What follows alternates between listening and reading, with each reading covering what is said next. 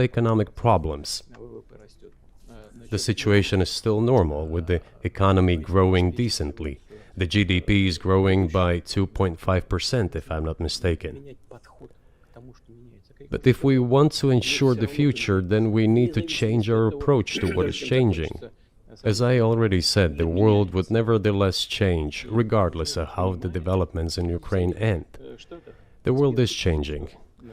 In the United States themselves, experts are writing that the United States are nonetheless gradually changing their position in the world. It is your experts who write that. I just read them.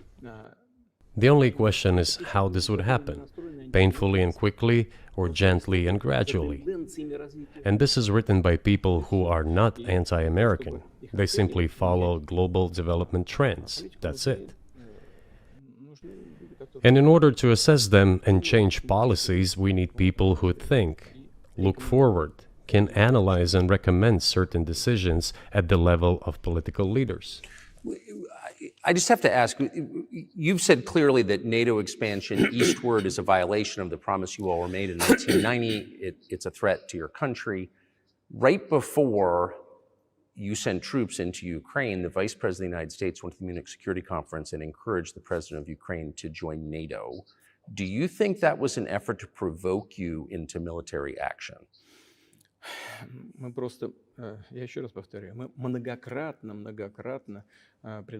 I repeat once again, we have repeatedly proposed to seek a solution to the problems that arose in Ukraine after 2014 coup d'etat through peaceful means. But no one listened to us. And moreover, the Ukrainian leaders who were under the complete US control suddenly declared that they would not comply with the Minsk agreements. They disliked everything there and continued military activity in that territory.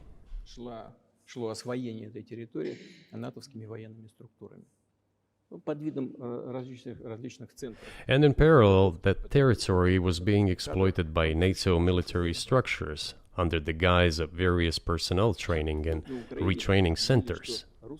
They essentially began to create bases there. That's all. Ukraine announced that the Russians were a non-titular nationality, while passing the laws that limit the rights of non-titular nationalities in Ukraine. Ukraine, having received all these southeastern territories as a gift from the Russian people, suddenly announced that the Russians were a non-titular nationality in that territory. Is that normal? All this put together led to the decision to end the war that neo-Nazis started in Ukraine in 2014. Do you think Zelensky has the freedom to negotiate a settlement to this conflict?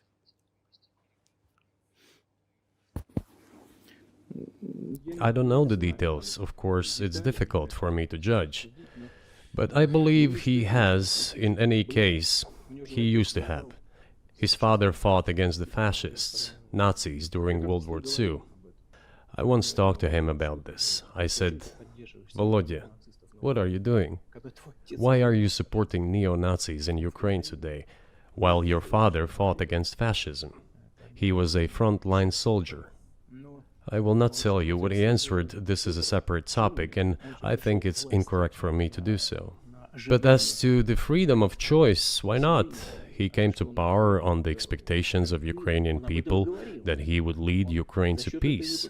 He talked about this. It was thanks to this that he won the elections overwhelmingly. But then, when he came to power, in my opinion, he realized two things. Firstly, it is better not to clash with neo-Nazis and nationalists, because they are aggressive and very active. You can expect anything from them. And secondly, the US-led West supports them and will always support those who antagonize with Russia. It is beneficial and safe. So he took the relevant position despite promising his people to end the war in Ukraine. He deceived his voters. But do you think at this point, as of February 2024, he has the latitude, the freedom to speak with you or your government directly about putting an end to this, which clearly isn't helping his country or the world? Can he do that, do you think?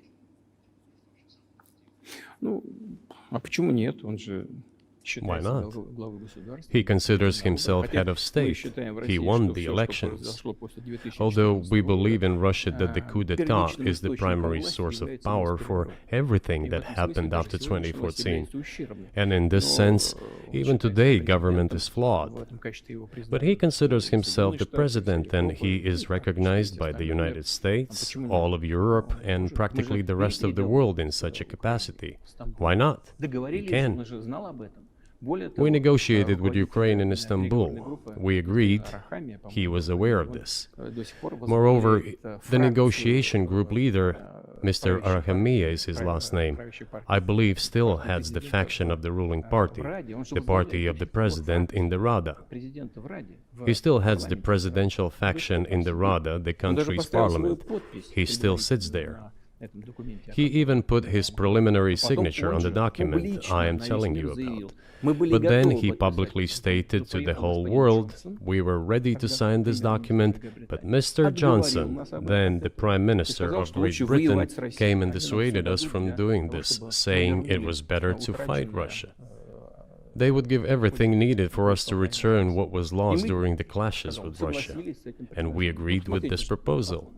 Look, his statement has been published. He said it publicly. Can they return to this or not? The question is, do they want it or not?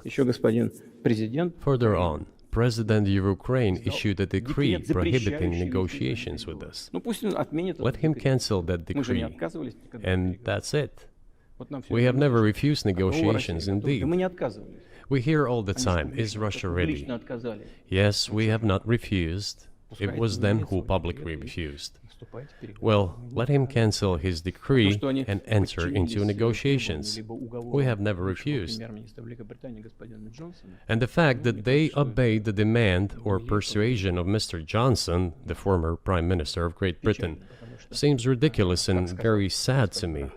Because, as Mr. Arahamiya put it, we could have stopped those hostilities with war a year and a half ago already. But the British persuaded us and we refused this. Where is Mr. Johnson now? And the war continues. That's a good question. Where do you think he is and why did he do that?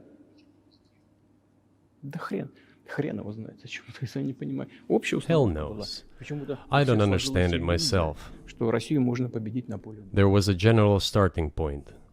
For some reason, everyone had the illusion that Russia could be defeated on the battlefield. Because of arrogance, because of a pure heart, but not because of a great mind.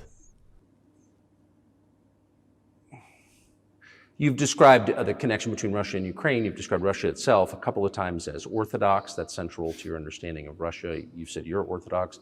What does that mean for you? You're a Christian leader by your own description. So what effect does that have on you?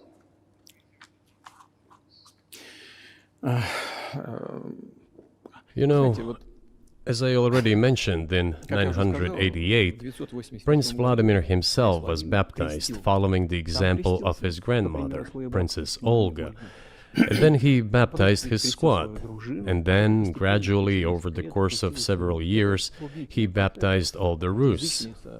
It was a lengthy process, from pagans to Christians. It took many years. But in the end, this orthodoxy, Eastern Christianity, deeply rooted itself in the consciousness of the Russian people. When Russia expanded and absorbed other nations who profess Islam, Buddhism, and Judaism, Russia has always been very loyal to those people who profess other religions. This is her strength. This is absolutely clear. And the fact is that the main postulates, main values are very similar, not to say the same, in all world religions I've just mentioned, and which are the traditional religions of the Russian Federation, Russia. By the way, Russian authorities were always very careful about the culture and religion of those people who came into the Russian Empire. This, in my opinion, forms the basis of both security and stability of the Russian statehood. All the peoples inhabiting Russia basically consider it their motherhood. If, say, people move over to you or to Europe from Latin America, an even clearer and more understandable example, people come, but yet they have come to you or to European countries from their historical homeland. And people who profess different religions in Russia consider Russia their motherland. They have no other motherland. We are together. This is one big family, and our traditional values are very similar. I've just mentioned one big family, but everyone has his, her own family. And this is the basis of our society.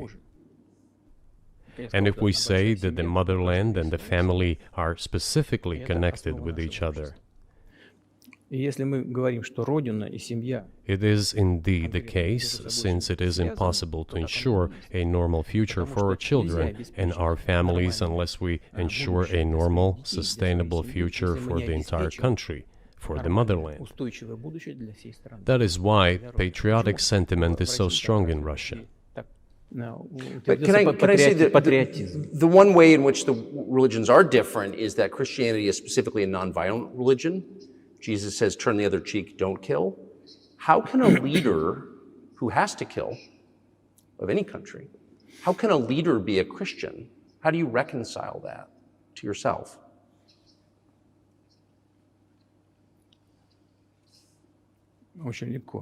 It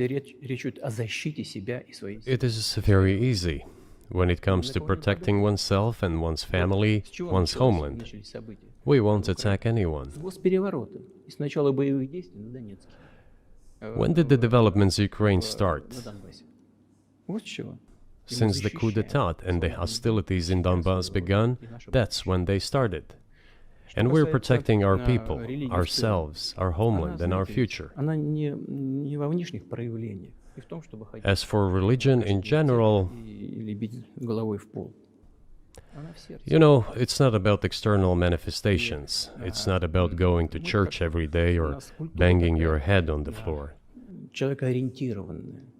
It is in the heart. And our culture is so human-oriented. Dostoevsky, who was very well known in the West and the genius of Russian culture, Russian literature, spoke a lot about this, about the Russian soul.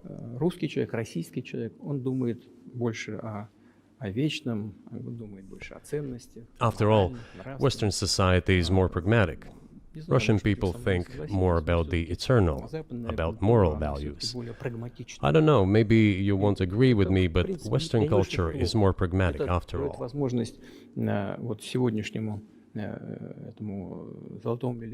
I'm not saying this is bad. It makes it possible for today's golden billion to achieve good success in production, even in science and so on. There's nothing wrong with that.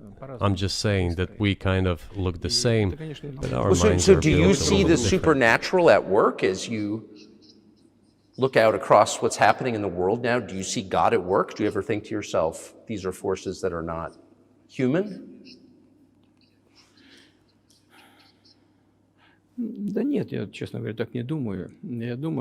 No, to be honest, I don't think so.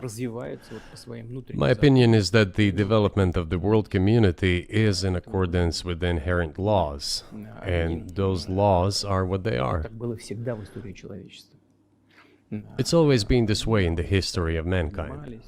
Some nations and countries rose, became stronger and more numerous, and then left the international stage, losing the status they had accustomed to. There is probably no need for me to give examples, but we could start with the Genghis Khan and horde conquerors, the Golden Horde, and then end with the Roman Empire. It seems that there has never been anything like the Roman Empire in the history of mankind. Nevertheless, the potential of the barbarians gradually grew, as did their population. In general, the barbarians were getting stronger and began to develop economically, as we would say today. This eventually led to the collapse of the Roman Empire and the regime imposed by the Romans. However, it took 5 centuries for the Roman Empire to fall apart. The difference with what is happening now is that all the processes of change are happening at a much faster pace than in Roman times. So when does the AI empire start, do you think?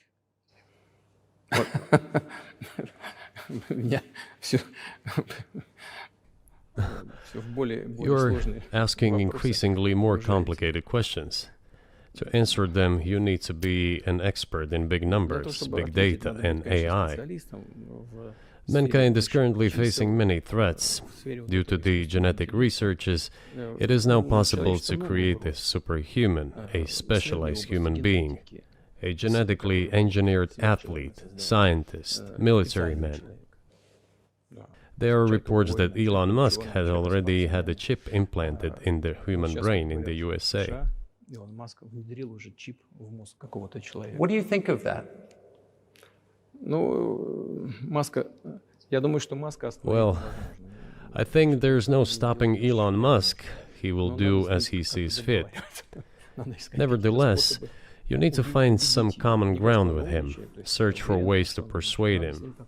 I think he's a smart person, I truly believe he is. So you need to reach an agreement with him because this process needs to be formalized and subjected to certain rules.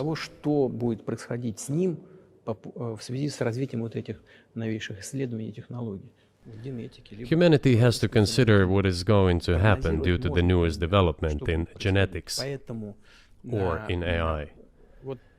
One can make an approximate prediction of what will happen.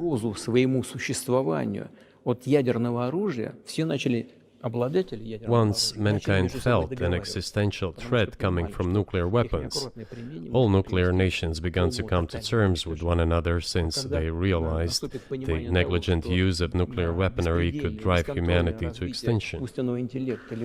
It is impossible to stop research in genetics or AI today, just as it was impossible to stop the use of gunpowder back in the day. But as soon as we realize that the threat comes from unbridled and uncontrolled development of AI, or genetics, or any other field, the time will come to reach an international agreement on how to regulate these things. I appreciate all the time you've given us. I just got to ask you one last question, and that's about someone who's very famous in the United States, probably not here, Evan Gershkovich, who's the Wall Street Journal reporter. He's 32, and he's been in prison for almost a year. This is a huge story in the United States, and I just want to ask you directly, without getting into the details of it or your version of what happened, if as a sign of your decency, you would be willing to release him to us and we'll bring him back to the United States.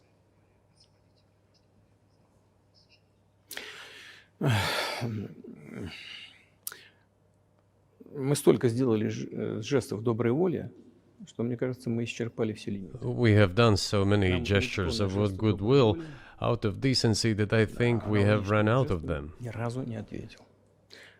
We have never seen anyone reciprocate to us in a similar manner. However, in theory, we can say that we do not rule out that we can do that if our partners take reciprocal steps. When I talk about the partners, I first of all refer to special services.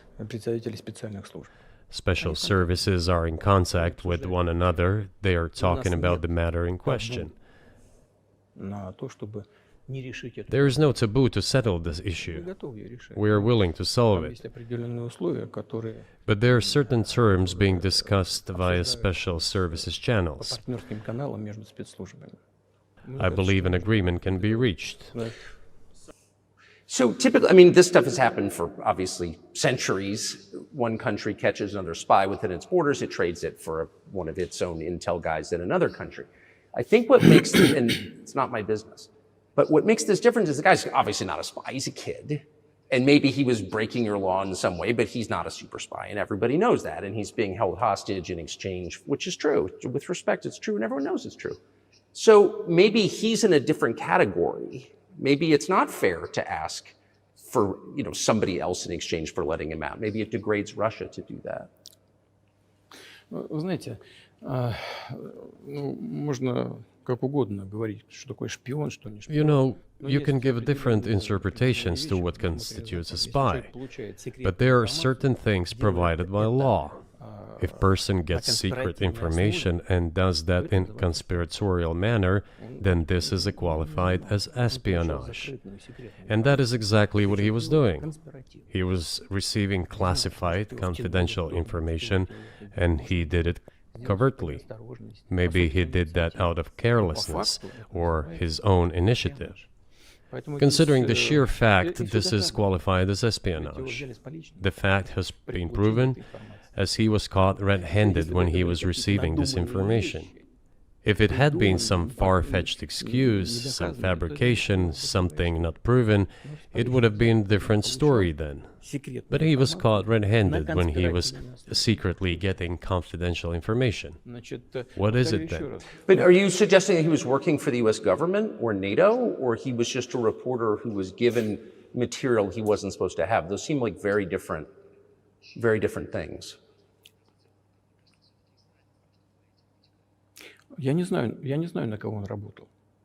Но повторяю еще раз. I don't know who he was working for, but I would like to reiterate that getting classified information in secret is called espionage, and he was working for the US Special Services, some other agencies.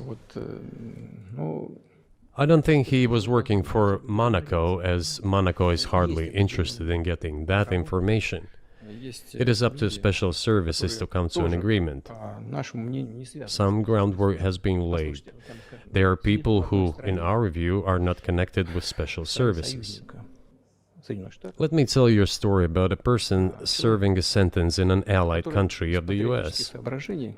That person, due to patriotic sentiments, eliminated a bandit in one of the European capitals. During the events in the Caucasus, do you know what he was doing? I don't want to say that, but I will do it anyway. He was laying our soldiers, taken prisoner, on the road and then drove his car over their heads. What kind of person is that? Can he even be called human? But there was a patriot who eliminated him in one of the European capitals. Whether he did it of his own volition or not, that is a different question. Yeah, but Evan Gershkovich didn't do that. I mean, that's a completely different.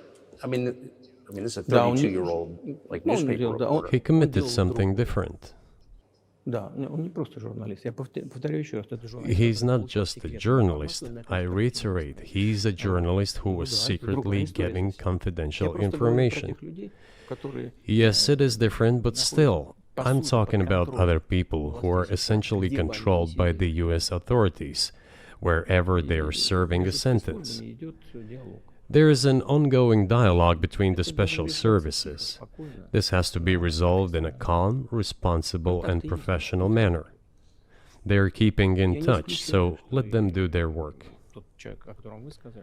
I do not rule out that the person you refer to, Mr. Gershkovich, may return to his motherland. By the end of the day, it does not make any sense to keep him in prison in Russia. We want the US Special Services to think about how they can contribute to achieving the goals our special services are pursuing. We are ready to talk. Moreover, the talks are underway. And there have been many successful examples of these talks crowned with success. Probably this is going to be crowned with success as well. But we have to come to an agreement. I hope you let him out. Mr. President, thank you. I also want him to return to his homeland at last. I'm absolutely sincere. But let me say once again, the dialogue continues. The more public we render things of this nature, the more difficult it becomes to resolve them. Everything has to be done in calm manner. I wonder if that's true Закрытом with the war, though. Also, I mean, I guess I want to ask one more question, which is, and maybe you don't want to say so for strategic reasons, but are you worried that what's happening in Ukraine could lead to something much larger and much more horrible? And how motivated are you just to call the U.S. government and say, let's come to terms?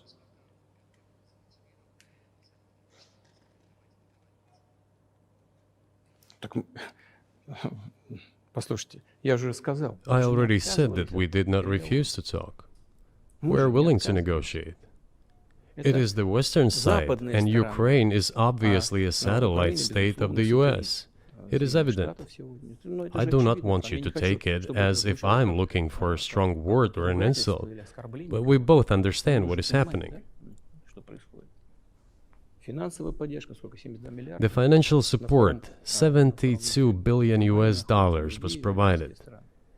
Germany ranks second, then other European countries come. Dozens of billions of US dollars are going to Ukraine. There's a huge influx of weapons. In this case, you should tell the current Ukrainian leadership to stop and come to negotiating table, rescind this absurd decree. We did not refuse. Sure, but you already said it. I didn't think you meant it as an insult because you already said correctly, it's been reported that Ukraine was prevented from negotiating a peace settlement by the former British Prime Minister acting on behalf of the Biden administration. So of course they're a satellite. Big countries control small countries. That's not new. And that's why I asked about dealing directly with the Biden administration, which is making these decisions, not President Zelensky of Ukraine. Но если администрация Зеленского на Украине отказалась от переговоров, well, if the Zelensky administration in Ukraine refused to negotiate, I assume they did it under the instruction from Washington. If Washington believes it to be the wrong decision, let it abandon it. Let it find a delicate excuse so that no one is insulted. Let it come up with a way out. It was not us who made this decision, it was them. So let them go back on it.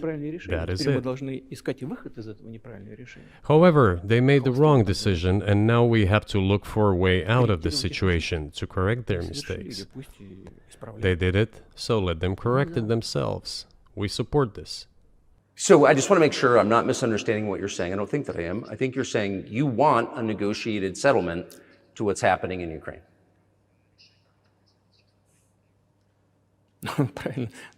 Right. And we made it.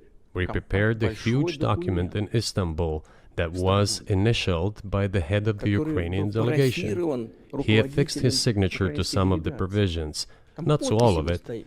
He put his signature and then he himself said, we were ready to sign it and the war would have been over long ago, 18 months ago. However, Prime Minister Johnson came, talked us out of it, and we missed that chance. Well, you missed it, you made a mistake. Let them get back to that, that is all. Why do we have to bother ourselves and correct somebody else's mistakes? I know one can say it is our mistake. It was us who intensified the situation and decided to put an end to the war that started in 2014 in Donbass, as I have already said, by means of weapons. Let me get back to further in history. I already told you this. We were just discussing it. Let us go back to 1991, when we were promised that NATO would not expand, to 2008, when the doors to NATO opened to the declaration of state sovereignty of Ukraine, declaring Ukraine a neutral state. Let us go back to the fact that NATO and US military bases started to appear on the territory of Ukraine, creating threats to us. Let us go back to coup d'etat in Ukraine in 2014. It is pointless though, isn't it? We may go back and forth endlessly, but they stopped negotiations. Is it a mistake? Yes. Correct it. We are ready. What else is needed? Do you think it's too humiliating at this point for NATO to accept Russian control of what was 2 years ago Ukrainian territory? Я же сказал, I said, let them think how to do it with dignity. There are options if there is a will. Варианты есть. Но если желание. Up until now, there has been the uproar and screaming about inflicting a strategic defeat on Russia on the battlefield. Стратегического поражения России, поражения на Now they are apparently coming to realize that it is difficult to achieve, if possible at all. In my opinion, it is impossible by definition. It is never going to happen. It seems to me that now, those who are in power in the West have come to realize this as well. это осознание пришло. Подумайте теперь. If so, if the realization has set in, they have to think what to do next. We are ready for this dialogue. Would you be willing to say, congratulations, NATO, you won, and just keep the situation where it is now? Ну, вы знаете, это предмет переговоров.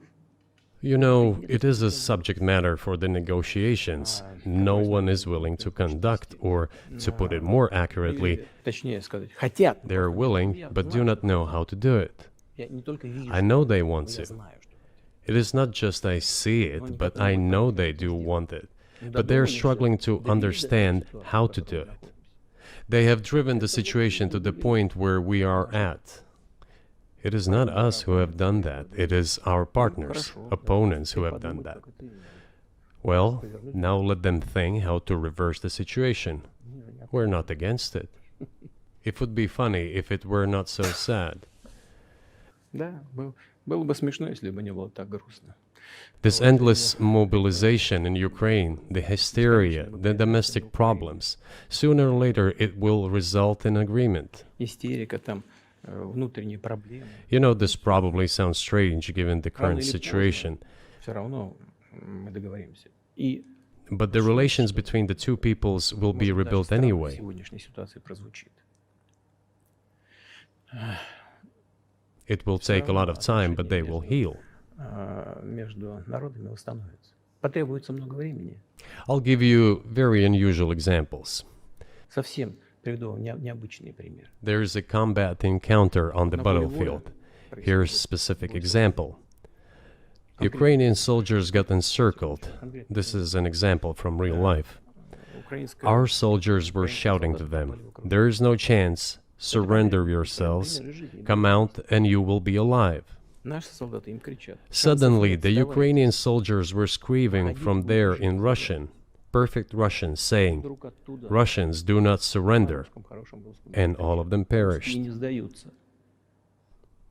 They still identify themselves as Russian.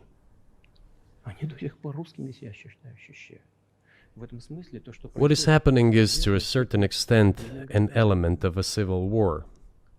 Everyone in the West thinks that the Russian people have been split by hostilities forever. растащили. No, they will be reunited. Нет, The unity is still there. воссоединение произойдет. Оно никуда и не делось. Why are the Ukrainian authorities dismantling the Ukrainian Orthodox Church? Русскую православную церковь. Because it brings together not only the territory, Объединяет не территорию. it brings together our souls. И никто No one will be able to separate the soul.